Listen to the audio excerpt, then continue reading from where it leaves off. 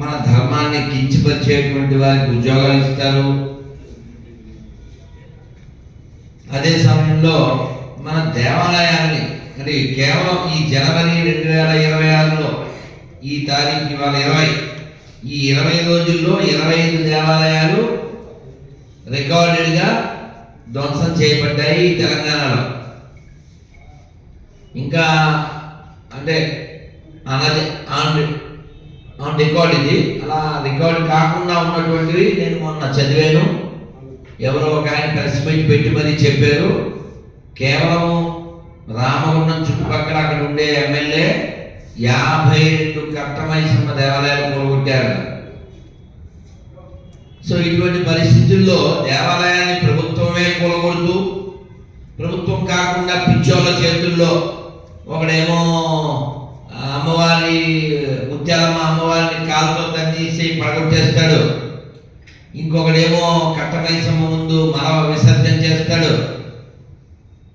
అన్నిటికంటే పెద్ద జోక్ ఏంటంటే ఇలాంటి పని చేసేటువంటి పదాలు ఏ వాడాలో మరి ఇక్కడ మరి కొన్ని పదాలు. సో అటువంటి వారిని పిచ్చోళ్ళని మొదలేసి హిందూ సమాజాన్ని ఏమనుకుంటుంది ఈ ప్రభుత్వం అనేది తెలియాలి. అది పిచ్చి మాత్రం అని మాకు అర్థమైంది, ఆ పిచ్చోళ్ళు మాకు భయ్యాలు కాదని మాకు అర్థమైంది. కానీ ఆ పిచ్చోళ్ళ మతం నుంచి దేశాన్ని తెలంగాణని ఎందుకు రక్షించారు మీరు? ఆ పిచ్చోళ్ళు మీరు ఒకటే అని కూడా మీరే చెప్పారు. కాబట్టి ఆ పిచ్చోళ్ళ నుంచి, ఆ పిచ్చి మతం నుంచి, ఆ మత పిచ్చి నుంచి ప్రపంచాన్ని రక్షించవలసిన బాధ్యత కలిగినటువంటి భారతీయులుగా, హిందువులుగా మనం ఏం చేయాలి? వాళ్ళు పిచ్చోళ్ళు కన్ఫామ్, అది పిచ్చి మతం, మత పిచ్చి మతం ఈ దేశాన్ని 3 సార్లు మొక్కలు చేసింది, ఇంకా చేయడానికి సిద్ధంగా ఉంది. ఒక రాజకీయ పార్టీ నాయకుడు ఒక ఎమ్మెల్యేగా ఉండి ఒక రాక్షసుడి మాదిరి మీరు తప్పుకుంటే పోలీసులు హిందువులందరినీ 15 నిమిషాల్లో చంపేస్తాము అన్నటువంటి ఒక రాక్షసుడి యొక్క మాటలు రికార్డుగా ఇప్పటికీ సోషల్ మీడియాలో దొరుకుతుంటే వాళ్ళు ఏమీ చేయకుండా ఇప్పుడేదో కొత్తగా హేట్ స్పీచ్ తీసుకొస్తాము అంటున్నారు.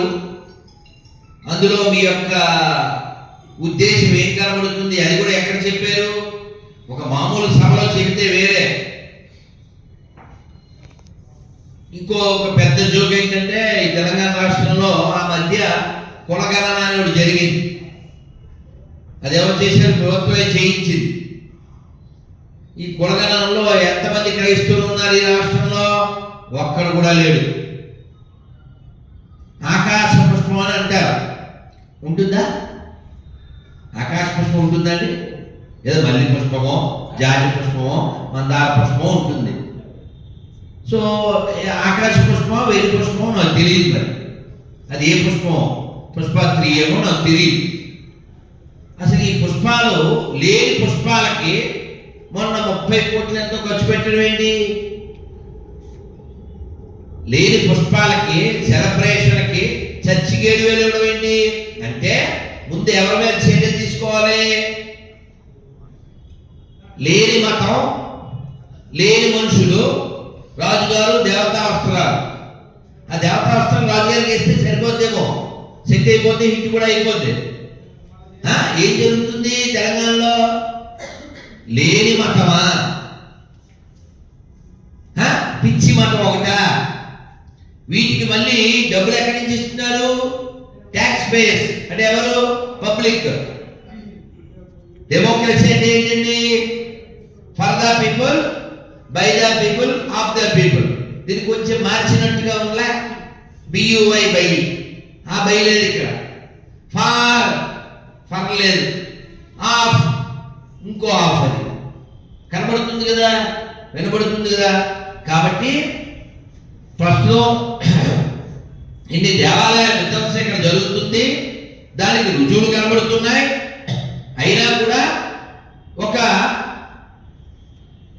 పెద్ద స్థాయిలో అంటే ముఖ్యమంత్రి స్థాయిలో ఉన్న వ్యక్తి హిందువులు ఈ యొక్క డబ్బుతో దేవాలయాల నుంచి వచ్చే డబ్బుని వాడుకుంటూ ఇలా హిందుత్వాన్ని నాశనం చేయాలనుకునేటువంటి పిచ్చి అక్రమ మతాల వారికి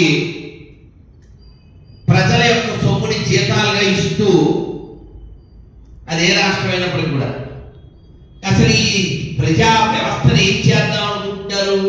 ఈ ప్రజాస్వామ్యాన్ని, న్యాయ వ్యవస్థను ఏం చేద్దాం అనుకుంటున్నారు? ఇది మేము ప్రశ్నిస్తున్నాం హిందూ లాయర్స్ ఫోరం తరఫున. ఎందుకంటే ఈ దేశంలో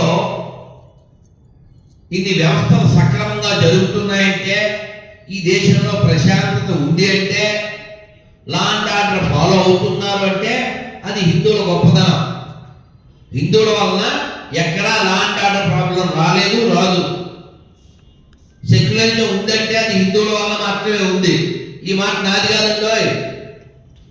ఇందాక మా గోసారి శ్రీనివాస్ గారు చెప్పినట్టు నేను చెప్తున్నాను అనట్లేదు. కేకే మహమ్మద్ గారు చెప్పారు. కేకే మహమ్మద్ గారు చెప్పారు, ఆర్కియాలజిస్ట్. ఈ దేశంలో రాజ్యాంగము, ఈ దేశంలో సెక్యులరిజం ఎప్పటిదాకా ఉంటాయి? Until Hindus are majority only. కాబట్టి గౌరవనీయ తెలంగాణ రాష్ట్ర ముఖ్యమంత్రి గారు ఏదో న్యాయ వ్యతిరేకమైనటువంటి చట్టాలు తీసుకొచ్చి అప్పీజ్మెంట్ ప్రోగ్రామ్ని, అంటే మీ పార్టీ చరిత్ర ప్రపంచానికి తెలుసు, మీరే ఓపెన్ గా చెప్పారు కదా, మా మతం, మా పార్టీ, ఆ మతము ఒకటే అని. సరే, వాళ్ళు ఏదో శరీర భాగాలు తీసుకుంటారు, అది వేరే కథ. సో కాబట్టి మీ యొక్క మతం ఏదైనా, మీ అభిమానం అందరికీ తెలుస్తూ ఉంది. హిందువుల సొమ్ము వాడుకుంటూ, హిందువుల పేర్లు వాడుకుంటూ హిందుత్వానికి వ్యతిరేకంగా మీరు పనిచేయడం అనేది ధర్మబద్ధం కాదు, రాజ్యాంగబద్ధం కాదు, న్యాయబద్ధం కాదు, చట్టబద్ధం కాదు. ఈ చట్టం చెల్లదు. కాబట్టి మీరు హిందువులను టార్గెట్ చేసుకుని ఇలాంటి వేషాలు వేయడానికి గతంలో కూడా ప్రయత్నం చేశారు. హిందుత్వాన్ని నాశనం చేయడానికి మీ వంతు కృషి చేశారు. మీ పార్టీ అందుకే పుట్టింది, దాని మీద పనిచేస్తుందో తెలుసు. కానీ ఇది ఒక వ్యవస్థ, ప్రజాస్వామ్య వ్యవస్థ, ఇంట్లోది కాదు ఇది. కాబట్టి హిందూస్ లాయర్స్ ఫోరం దీన్ని ఖండిస్తుంది. ఈ విషయంలో పై స్థాయి వాళ్ళు కల్పించుకోవాల్సిన ఆవశ్యకత ఉంది. అలాగే ఇది రాష్ట్రపతి గారి దగ్గరికి వెళ్ళినా కొట్టివేయబడుతుంది. కాబట్టి ఈ రాష్ట్రాల్లోనే కాదు, ఎక్కడా దేశంలో ప్రజాస్వామ్య వ్యతిరేక, రాజ్యాంగ వ్యతిరేక, న్యాయ చట్ట వ్యతిరేక, హిందూ వ్యతిరేక పనులు చేసేటువంటి ప్రభుత్వాలందరూ కూడా జాగ్రత్తగా మసులుకోవాలి. ఎందుకంటే ఈ దేశం ప్రపంచానికి విశ్వగురువుగా నిలిచినటువంటి దేశం. ప్రపంచంలో ఏ దేశం మీద ఈ దేశం దాడి చేయలేదంటే, అలాంటి ఫిలాసఫీ మనకు లేదంటే, మీరు ప్రజల యొక్క సొమ్ముని హాజ్ యాత్రలకి, జెరూసలేం యాత్రలకి, పాస్టర్లకి, ముల్లాలకి ఇవ్వడం అనేది ప్రజాస్వామ్య రాజ్యాంగ వ్యతిరేకం. ముందు అలాంటివన్నీ మానేయండి. ప్రజలకు ఏం చేస్తే మేలు జరుగుతుందో ఆ మేలు చేయండి. ఈ టెంపుల్స్ వ్యాండలైజ్ చేసినటువంటి వాళ్ళు అర్జెంటుగా పట్టుకోండి. ఎవరైనా హిందువు మాట్లాడారంటే, ఓ గట్టిగా వ్యతిరేకంగా మాట్లాడితే అది గాయం తగిలితేనే మాట్లాడతాడు. కాబట్టి చెక్ చేసుకోండి. ఏ హిందువు కూడా మా మతం మాత్రమే గొప్పది, మీ మతాలు చెడ్డవి, మీ మతాలు నాశనం అయిపోవాలి ఇలాంటి చెప్పరండి. కానీ ఇళ్ళ దగ్గరికి వచ్చి, గుళ్ళ దగ్గరికి వచ్చి, ఇదే తెలంగాణలో మీకు గుర్తుందో లేదో, 3 ఏళ్ల క్రితం దీపం పెట్టుకుంటే ఇంటి ముందు మతం మారినటువంటి ఒక ఆడగోదే కాళ్ళతో ఆ దీపాలు తన్నేసి ముగ్గురు తన్నేయడం జరిగింది. ఎందువల్ల ఆ మతం హేతుకు సంబంధించిన మతం.